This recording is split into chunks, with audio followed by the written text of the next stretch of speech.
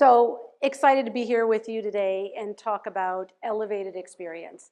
And it's interesting seeing a lot of the presentations over, today earlier, even Nathan the comedian. So I am going to forewarn you, there is a couple of robots in my presentation, not to be feared.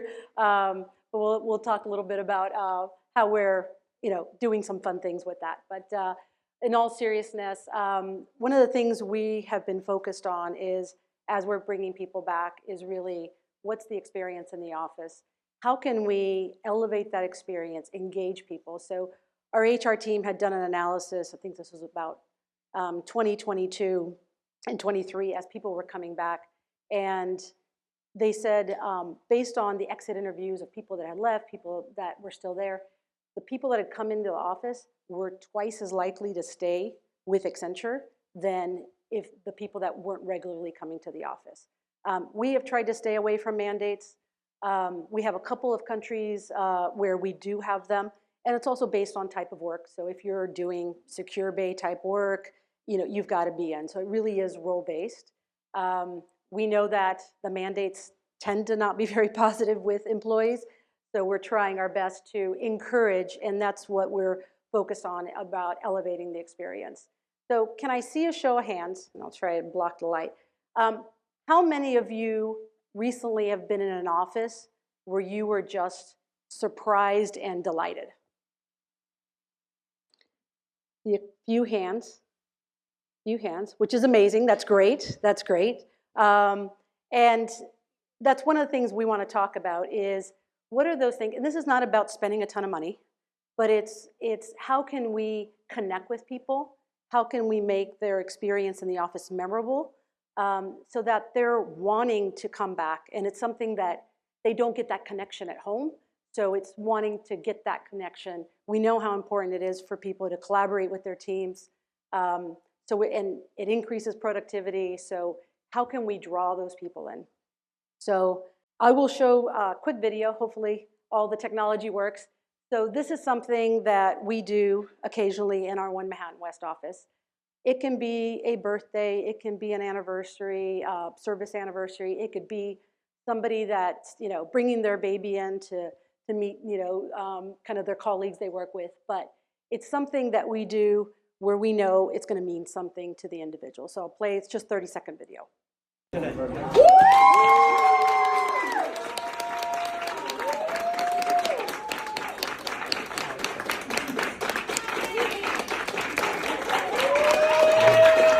You gotta walk.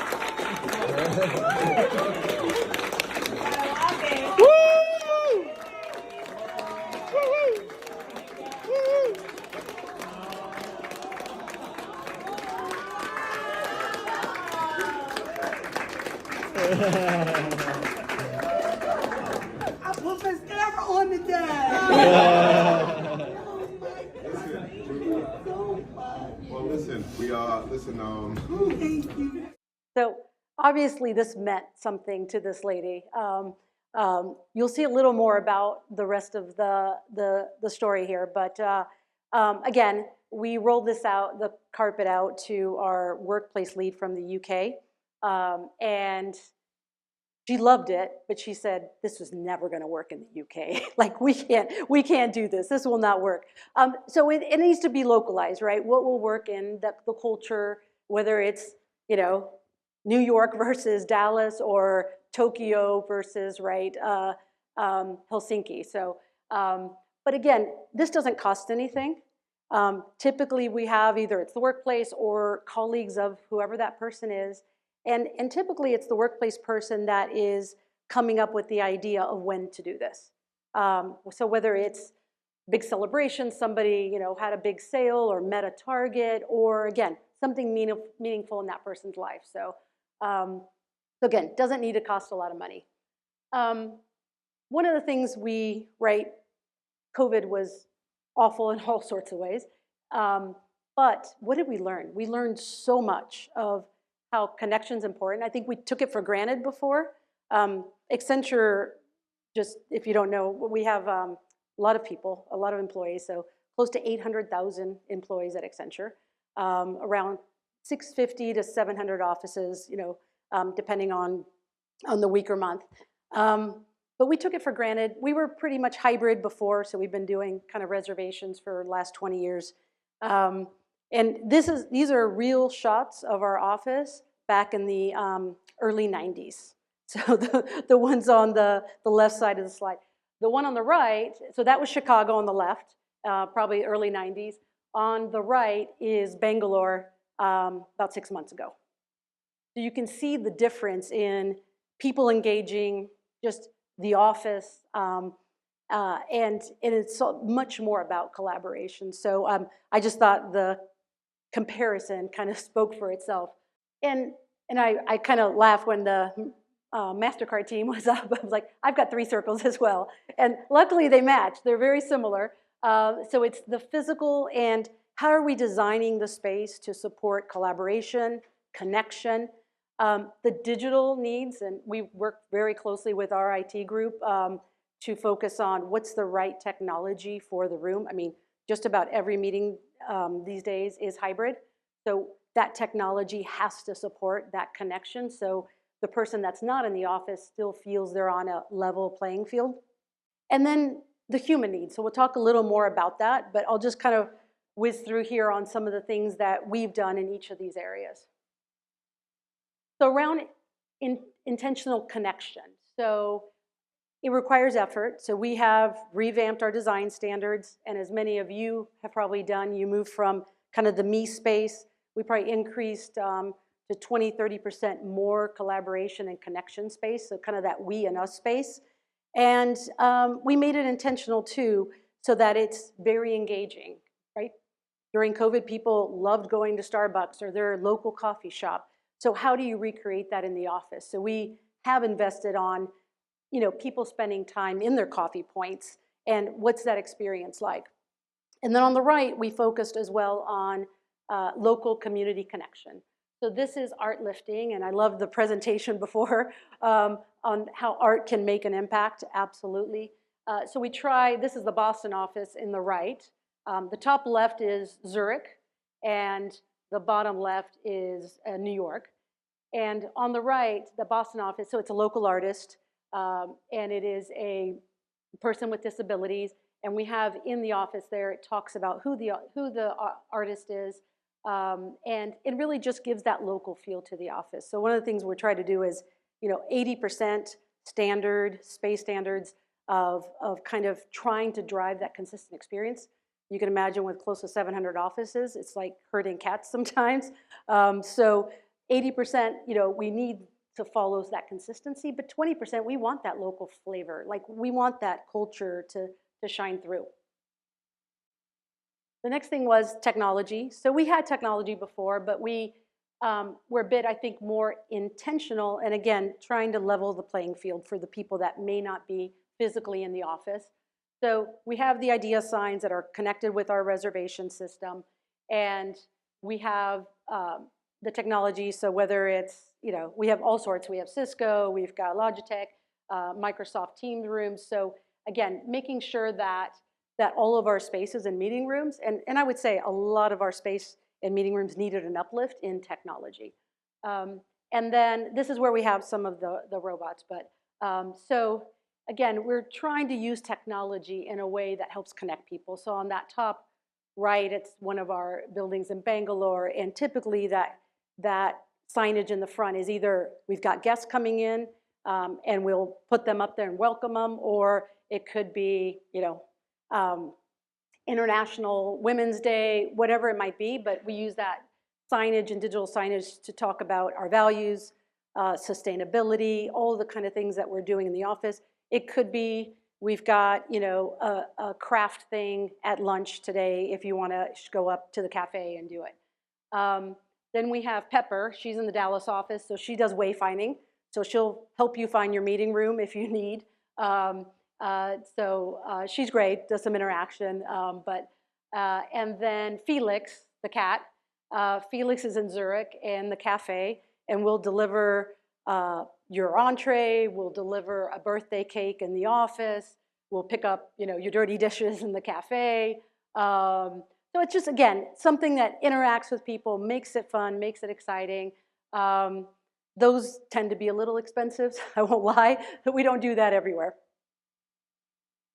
And then going to some of that focus on elevating the experience. So one of the things we really focused on was getting our workplace teams to be front and center with people and connecting. So our receptionists, I will say over the last 2 or 3 years, in a lot of countries, we have swapped out our workplace staff that was doing reception and swapped them for hospitality-focused people. So we've brought people in from, name the hotel, Ritz, JW, Hilton, Marriott. And these are folks that are focused on, and some contractors that we also work with that are focused on hospitality. It's made a huge difference from, we might have had somebody that was, 15 years working at reception, wasn't their, their focused job. They didn't really have hospitality in their DNA. So we moved them to another role within workplace, something that maybe isn't as front-facing to customers. But we really did that. The solution bars are working with our technology team. So they used to be kind of in a window. Sometimes that door would be closed. We wanted to get them out in front. So that's our standard now, is the solution bar, very similar to kind of the Apple bar, the Genius bar. So anyone can walk up, whether they need a mouse, whether they need to work on laptop, whether they have a question. But really we want, and that is serviced by technology and workplace combined. But we really wanted to make all the team very approachable.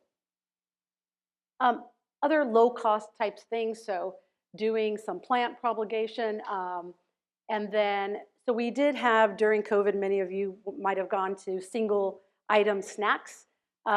We did too. And then now we're kind of shifting to a bit more sustainable, so people still love the snacks, but doing the gravity dispensers that are a bit more sustainable. You can buy in bulk, and it's still delivering some of that, that experience, but with a savings. The Bevy machine, I know Bevy's here. That's been a big hit on our coffee areas. We also had previously, we are plastic free in our offices, so we have no plastic. But we did have, aluminum, canned water, flavored water, soft drinks. We have moved to this because this way we eliminate the single-use items. It tracks how much, what's being used as far as, glasses are filled through our reusable, containers, cups we have. But then also we can track flavors. There's vitamins, there's electrolytes. So again, trying to drive a healthy environment in the office. This was just a little sample.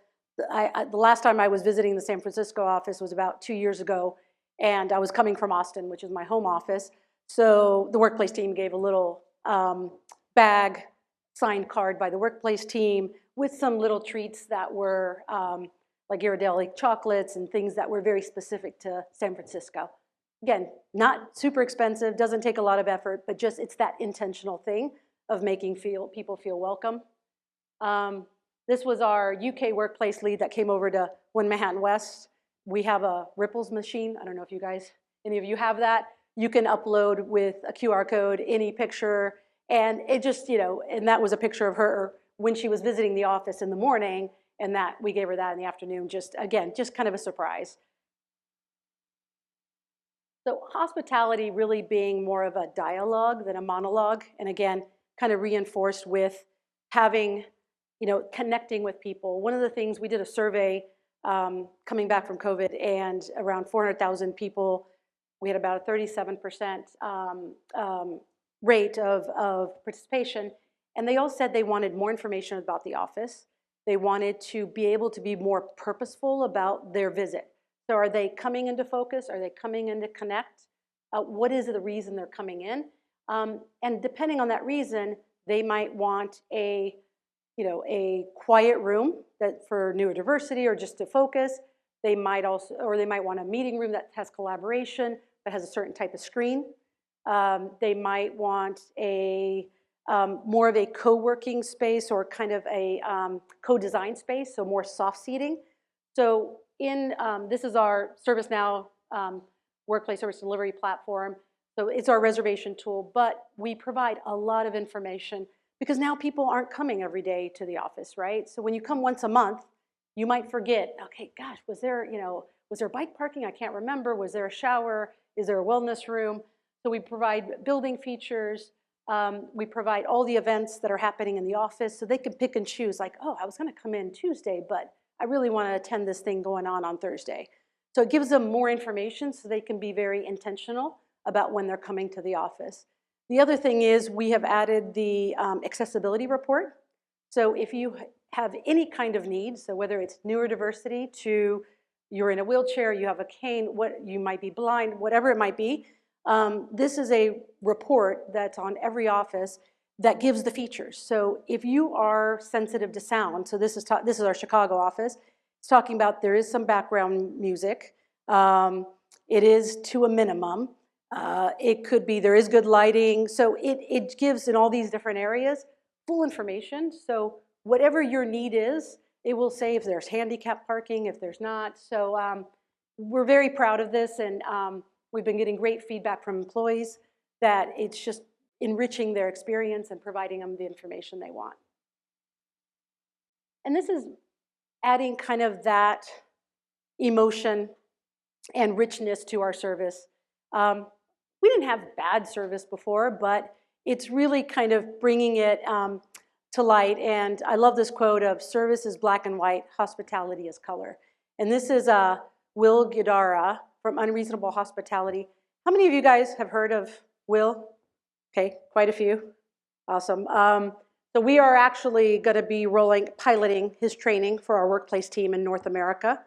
If it goes well, we'll do it in other places. But it's, I read the book, and it is that, how do you create that wow moment that's repeatable, where you create it in your processes and you empower that workplace team to really create those wow moments. And the key is just making that repeatable. So one of the things is, what feeling do you want your workplace to leave behind for your people? And again, we're really trying to drive connection, that they connect with Accenture, our culture. I really do feel passionate that your office delivers your company culture. Is it the only thing that's going to retain an employee? Absolutely not. But I think it is that factor that does play a role in people if they stay. So I'll play this. This is the continuation of the video where we had left off.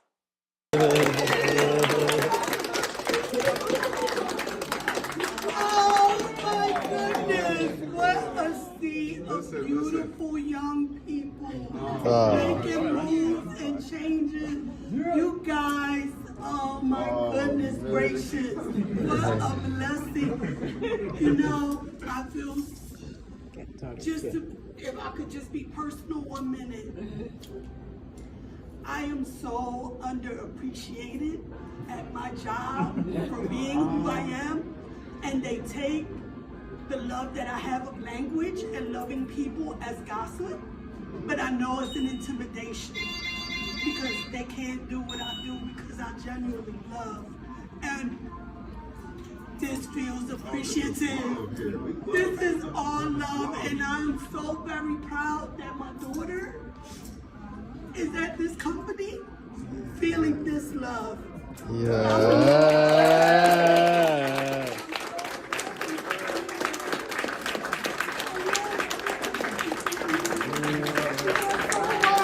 Thank you. She's not even an employee of ours. She's the mom of an employee. And I think her daughter was talking about how excited she was and how much she was enjoying working at the company. And some of the workplace team heard her talk about that. And I think they just got to know her and said her mom was struggling where she was working, and they decided to do this. So again, it was pretty amazing. But let's just say we get a lot of crying and we get a lot of just emotional people when we do that. So just wanted to leave you with this quote from Maya. People don't remember what you said or you did, but they will remember how you made them feel. So hopefully that shared a little bit of information with you guys of what we're trying to do, and maybe you can take some tidbits on that. Thank you all.